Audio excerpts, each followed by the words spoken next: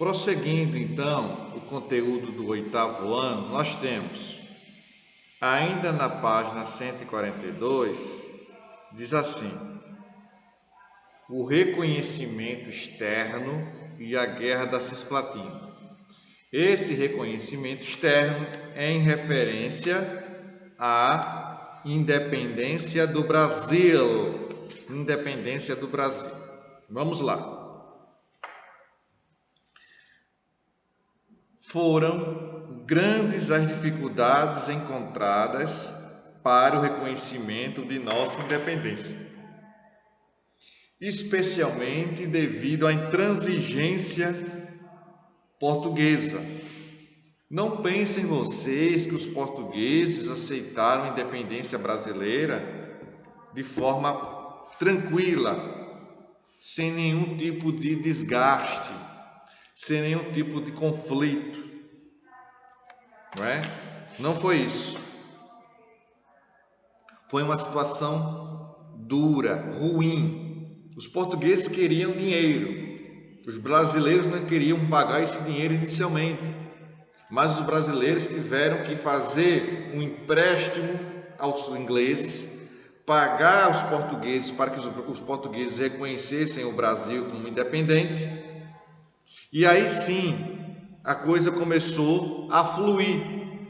Lembre-se que o Dom Pedro I, ele tomou uma atitude contra os interesses do pai, que havia retornado para Portugal, que estava administrando o território português.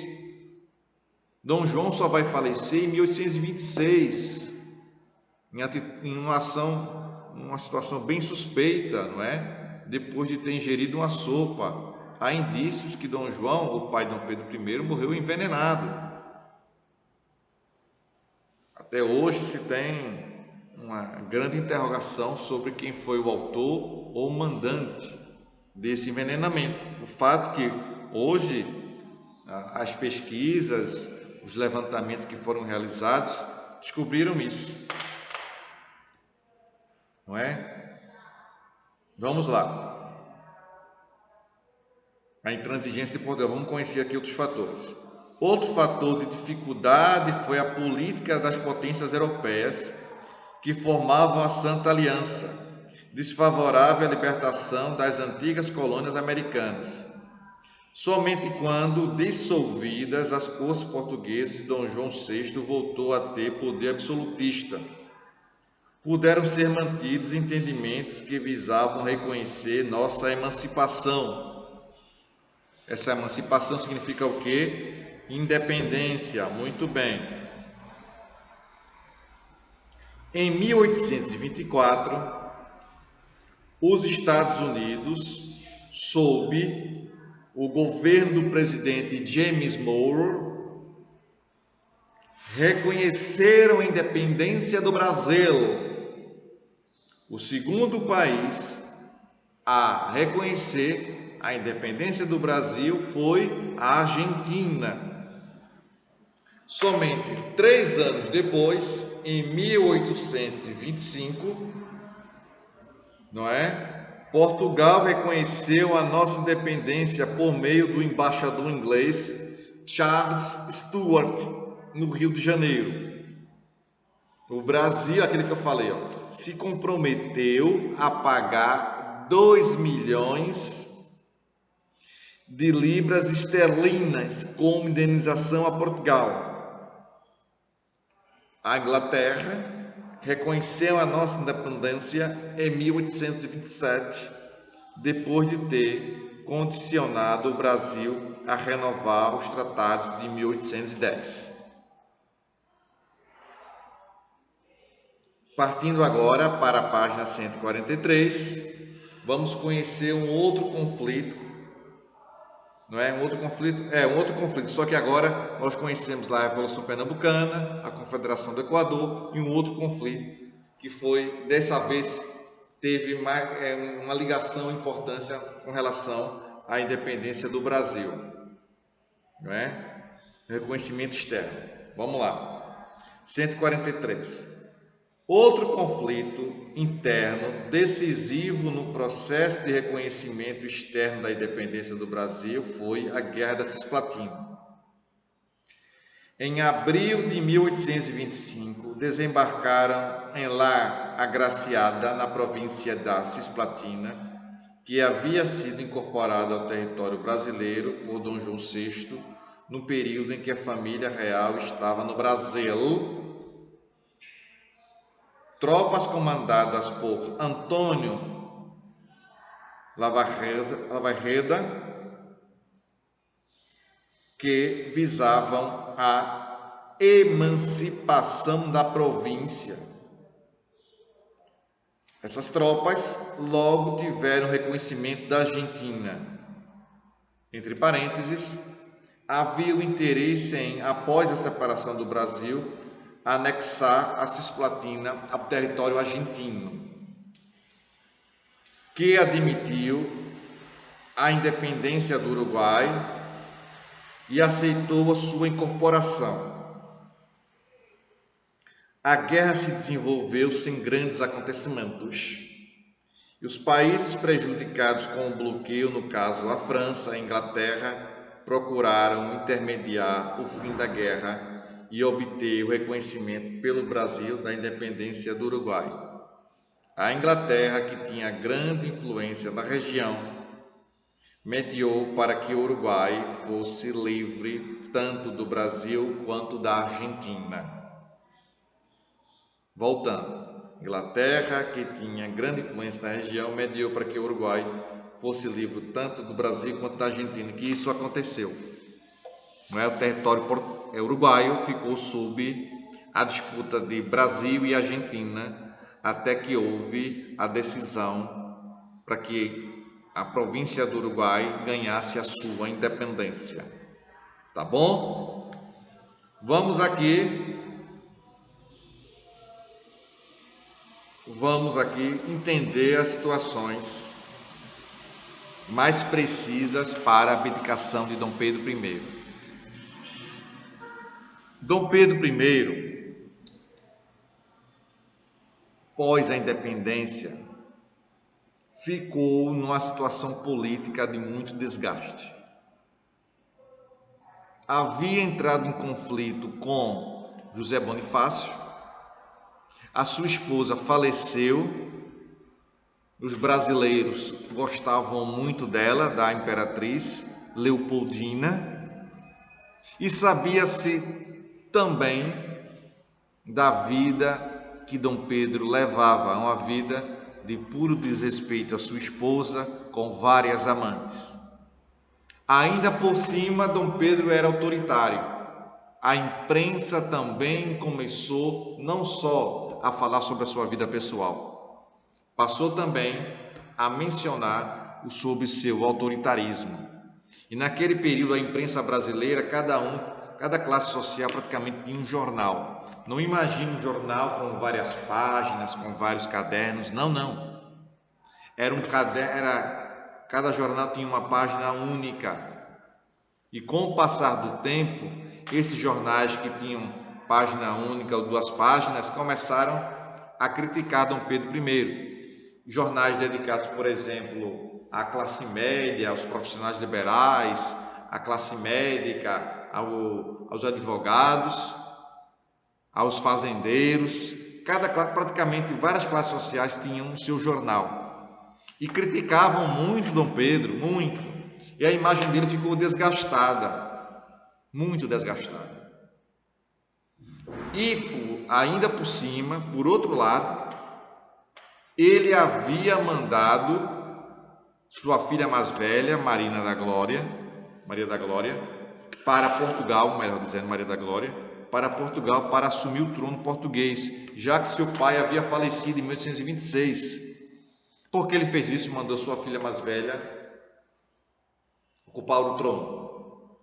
Porque havia uma disputa pelo trono entre Dom Pedro I e seu irmão Dom Miguel. Antes mesmo desse conflito, Dom Pedro havia indicado, vamos dizer assim, que sua filha, Maria da Glória, deveria se casar com seu tio, Dom Miguel, para que vocês possam entender como eram esses conchavos pelo trono. Era muito normal esse tipo de casamento. Tio casasse com sobrinha naquele momento, naquele período ali, naquela época. Pois bem, dito isto, vamos aqui aprofundar essa situação sobre a abdicação de Dom Pedro I. 143. Tem assim: com o passar do tempo, Dom Pedro I começou a ser criticado e questionado pelos diversos segmentos sociais e políticos no Brasil. Tanto os radicais quanto os moderados do Partido Brasileiro organizaram uma posição que defendiam o fim do governo do imperador. As principais críticas eram políticas. Em primeiro lugar, Dom Pedro I não havia cumprido o acordo estabelecido com os republicanos de organizar uma constituição com características liberais. Pelo contrário, foi bastante autoritário. Também não houve uma política econômica em que tivesse como base o liberalismo econômico. Vários impostos foram cobrados da aristocracia rural brasileira, além dos gastos excessivos com as batalhas do período da independência, como a Confederação do Equador e a Guerra da Cisplatina. Sem dúvida, porém, o auge da rejeição, perceberam que eu dei ênfase aqui à questão da imprensa brasileira. Perceba uma relação aí. O auge da reação foi causado pelo assassinato do jornalista Líbero Badaró, em 1830, que era fundador do jornal Observador Constitucional, principal instituição de críticas ao imperador. Ponto. Página 144 aqui ainda. Temendo que as críticas aumentassem e que seu governo enfraquecesse em 1830, Dom Pedro I iniciou um ciclo de viagens para tentar estreitar relações políticas. Em Minas Gerais foi mal recebido e no Rio de Janeiro recebeu apoio dos seus partidários. Essas discordâncias se tornaram conflitos entre portugueses e brasileiros e resultaram na tentativa de invasão do bairro português do Rio de Janeiro. Moradores reagiram atirando garrafas da sacada de suas casas em direção aos invasores brasileiros. O evento ficou conhecido como Noite das Garrafadas. Noite das Garrafadas. As pressões aumentaram ainda mais com esse episódio, amplamente criticado pelos opositores do imperador. Sem ter mais o que fazer, Dom Pedro I abdicou do trono em favor do seu filho no dia 7 de abril de 1831. Ele se valeu da Constituição que determinava a sucessão hereditária ao trono brasileiro. O problema é que seu filho era menor de idade e, portanto, não podia assumir o trono. Iniciava-se assim a fase conhecida como período regencial, em que grupos políticos assumiram o poder de forma temporária, de forma provisória. Deu para entender? Isso, muito bem. Segundo quesito. O que foi, segundo quesito, na página 144, fazer exercício agora. O que foi a noite da agonia? Resposta: foi a duração de 2 dias seguidos. Foi a duração de 2 dias seguidos da reunião constituinte para a elaboração da Constituição do Brasil.